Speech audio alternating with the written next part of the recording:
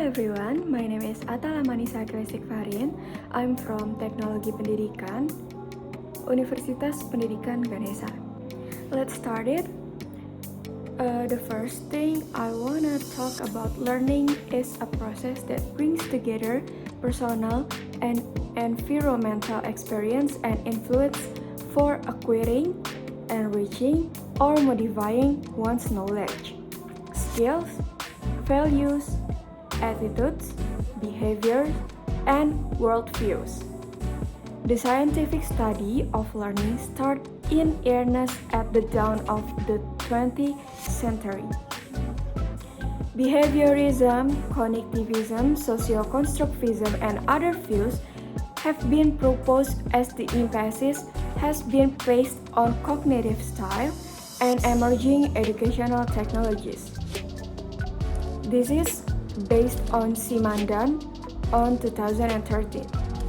Learning theories are conceptual frameworks describing how knowledge is absorbed, processed, and retained during learning.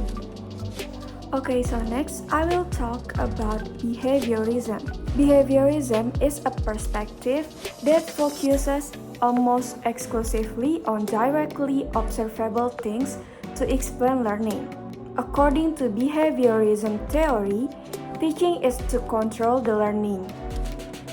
2.2 learning theories, 35 environments to achieve the desired result, and the main method of controlling learning behavior is to strengthen the correct response.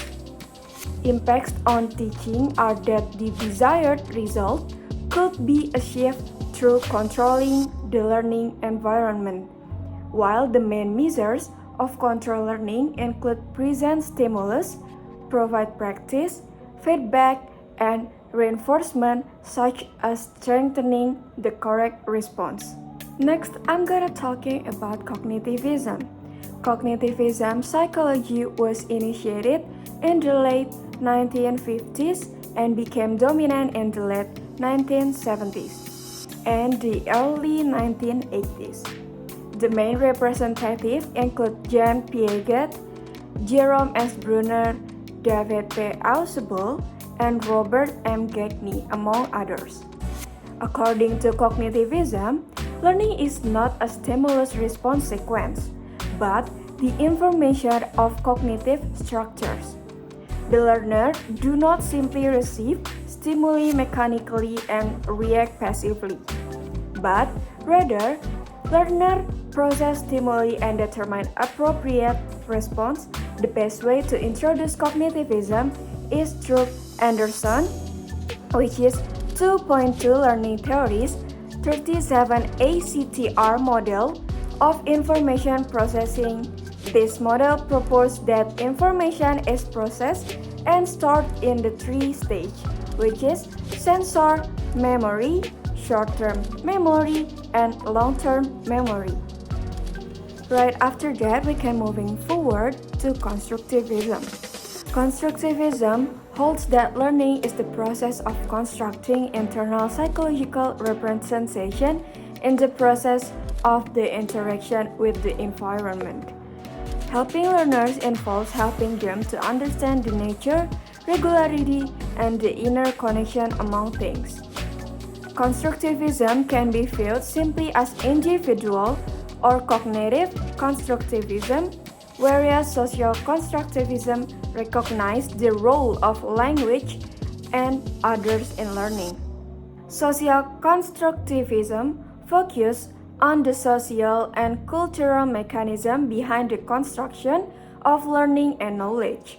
The basic view is that learning is a process of cultural participation, and learners participate in a community's practical activities to learn the related knowledge through the support of certain culture. Moving on to the next part is about cognitivism. Cognitivism is a hypothesis of learning which emphasizes the role of social and cultural context. The central aspect of cognitivism is the metaphor of a network with nodes and connections. According to cognitivism itself, learning is creating networks. Nodes are external entities which can be used to form a network.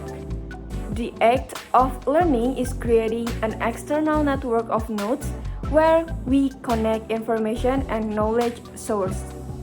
The last part goes to humanism. Humanism emerged in the 1950s and became popular after the 1960s. Humanism investigates mainly how to create a good environment for learners to perceive the world from their point of view and develop an understanding of the world, aiming to achieve the highest level of self-realization. Okay, I think that's it all for today's video. Thank you for watching. I'll see you next time. Bye bye.